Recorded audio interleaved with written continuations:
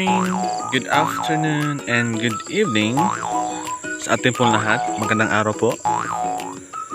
For today's video po is magkukuha po tayo ng saging na lakatan at ituturo ko po sa inyo kung ano po ang dapat gawin, kailan at tamang gawin kung paano po magkukuha po ng saging na lakatan.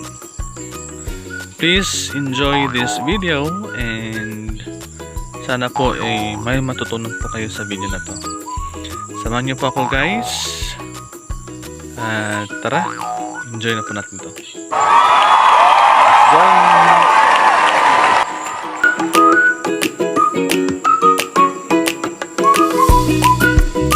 Wow!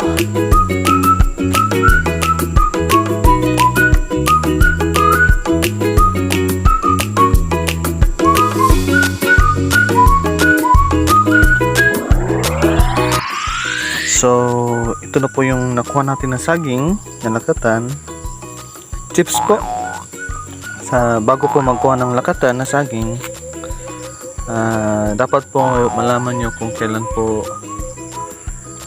nagkapuso po ang saging, kasi doon po kayo magka-count kung ilang araw o ilang months po na dapat na po siyang kunin. Sa akin po is 3 months. 3 months po ang aking bilang po na araw na dapat na po kukunin po ang saging. Para siguro po na pwede na po siyang kunin. At another tips, kapag ang kanyang saging po is round na po siya, ito na po ito, round. Tingnan po, round na po siya. Makikita nyo po yan sa kanyang bunga, is pwede na po siyang kunin. Katulad po nito,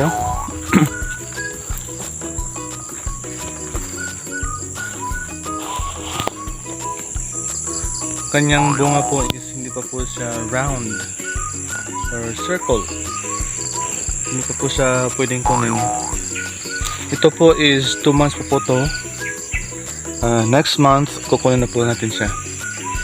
So yun po ang mga tips kung ano po ang dapat gawin kung magkukuha na po tayo ng saging. Again po, 3 months. Ang ginagawa ko po is nagsusulat po ako dito. Kung may crayon po kayo, magsusulat po kayo nito ng date, kung ilan po kung kailan po siya lumabas ang kanyang puso. Isulat niyo po dito. Kung may crayon po kayo, isulat niyo po dito. So doon nyo po malalaman kung kailan po siya namuso or lumabas ang kanyang puso, at kailan nyo po siya dapat putulin. Katulad po dito.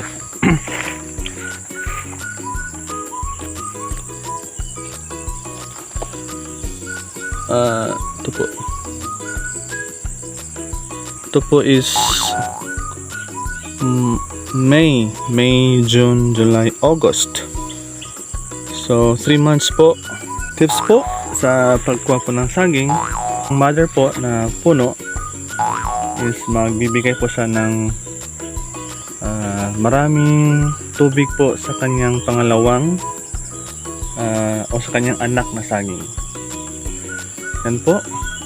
At mainam po na tanggalin nyo po yung ibang maliliit na saging para ang tubig po na galing po sa kanyang mother is mapupunta po sa pangalawa at hindi po mapupunta po sa iba.